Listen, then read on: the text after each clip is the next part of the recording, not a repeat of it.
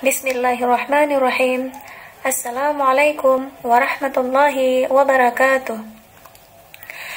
Alhamdulillahirabbil alamin. Wassalatu wassalamu ala asyrafil anbiya'i wal mursalin wa ala alihi wa ashabihi ajma'in. Alhamdulillah, saya sangat berbahagia bisa bersama-sama dengan para mahasiswa sekalian pada hari ini dalam mata kuliah metode penelitian teknik pertanian di pertemuan keempat dengan tema hipotesis penelitian. Baik, nah apa itu hipotesis penelitian? Hipotesis adalah kata yang tidak asing lagi bagi kita. Hipo artinya lemah dan tesis artinya pendapat atau teori. Sehingga secara bahasa, hipotesis adalah satu pendapat atau teori yang masih lemah. Karena statusnya yang masih lemah, maka hipotesis adalah sesuatu yang masih memerlukan kepada pembuktian kebenaran.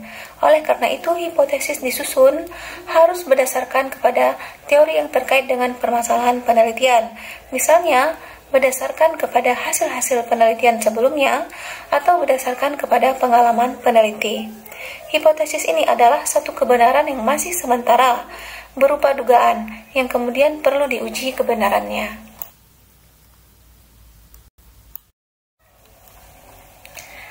Di sini dapat kita lihat beberapa definisi hipotesis dari para ahli, misalnya dari Eric Rogers tahun 1966 bahwa hipotesis adalah dugaan yang diasumsikan untuk digunakan dalam merancang teori atau merencanakan eksperimen yang dimaksudkan untuk diberi tes eksperimental langsung. Sementara dari Kerlinger 1956, hipotesis definisikan sebagai pernyataan dugaan tentang hubungan antara dua atau lebih variabel.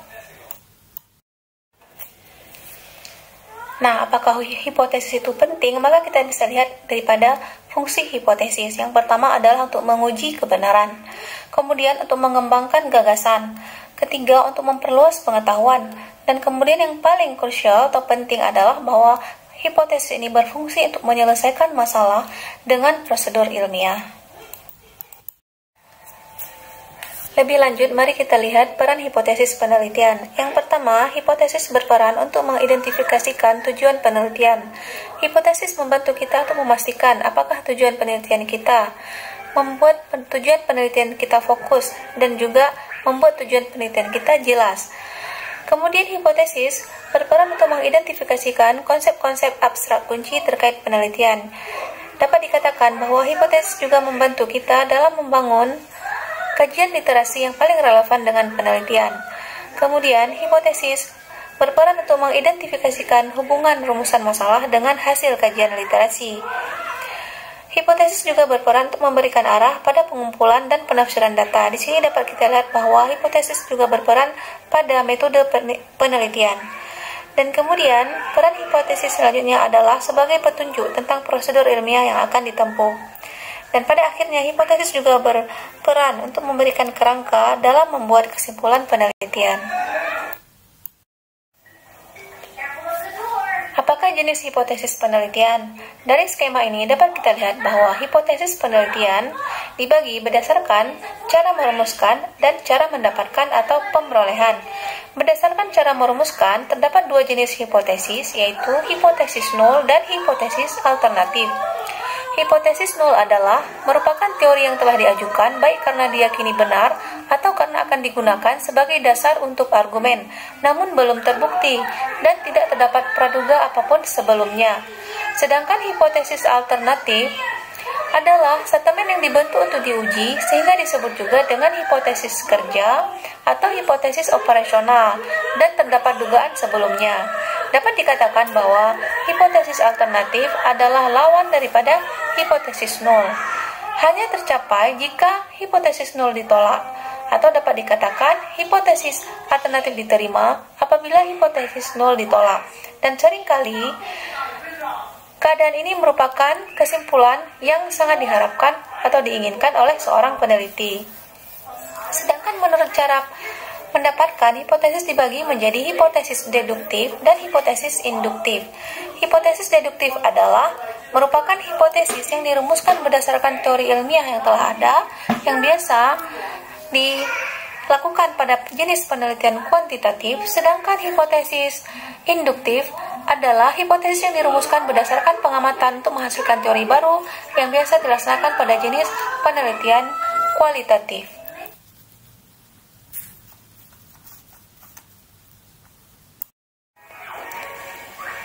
Berdasarkan tujuan, terdapat dua jenis hipotesis, yaitu directional hypothesis. Hipotesis mengarahkan peneliti, yaitu hipotesis yang langsung memprediksi hasil penelitian dengan arahan yang spesifik. Ciri-ciri dalam hipotesis langsung ini adalah pemakaian frasa lebih besar, lebih kecil, dan sebagainya.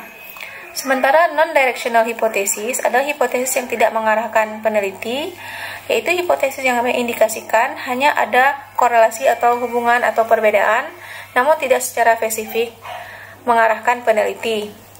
Kemudian berdasarkan jumlah variabel, ada simple hipotesis atau hipotesis sederhana yang disebut juga dengan hipotesis bivariat karena hanya terdapat dua variabel, yaitu variabel dependent atau variabel terikat dan variabel independen atau variabel bebas.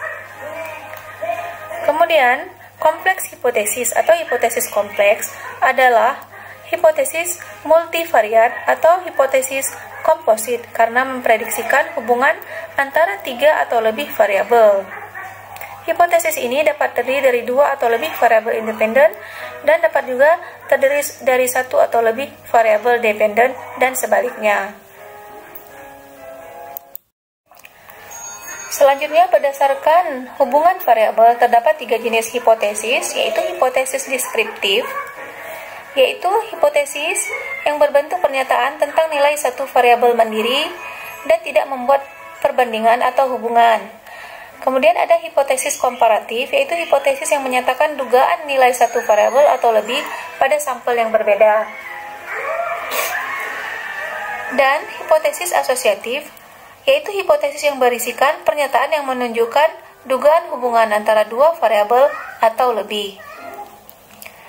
Kemudian berdasarkan parameter, maka terdapat hipotesis tentang rata-rata atau hipotesis mean, yaitu hipotesis tentang rata-rata populasi yang didasarkan atas informasi dari sampelnya, yang dapat terdiri dari hipotesis satu rata-rata, hipotesis beda dua rata-rata, atau hipotesis beda tiga rata-rata. Kemudian terdapat hipotesis proporsi, yaitu hipotesis tentang proporsi populasi yang didasarkan atas informasi dari sampelnya, yang terdiri dari hipotesis satu proporsi, hipotesis beda dua proporsi, dan hipotesis beda tiga proporsi.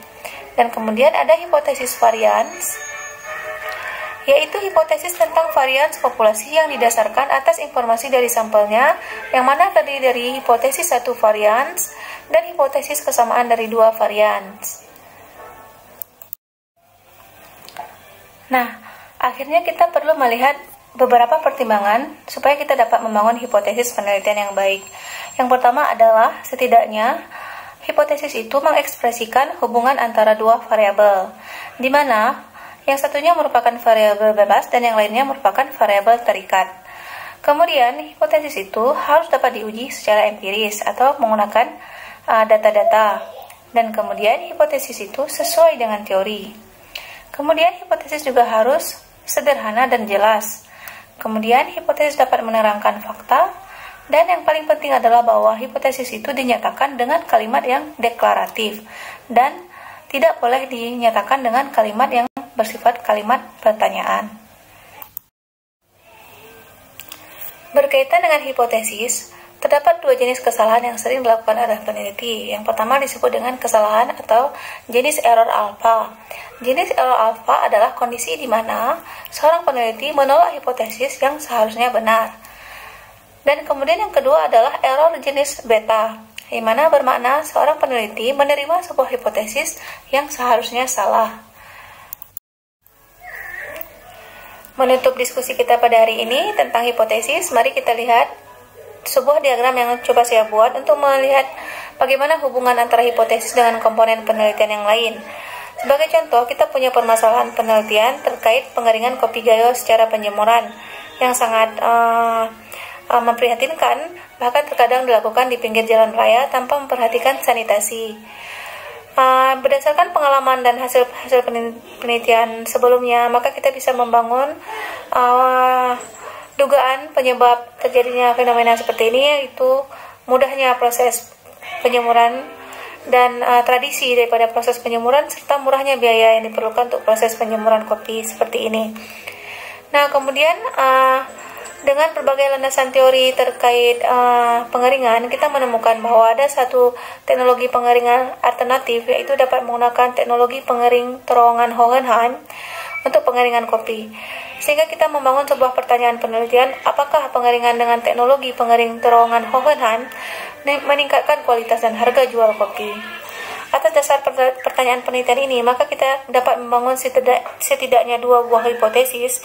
Yang pertama adalah pengeringan dengan teknologi pengering terowongan Hohenheim meningkatkan kualitas kopi, dan yang kedua adalah pengeringan dengan teknologi pengering terowongan Hohenheim meningkatkan nilai jual kopi.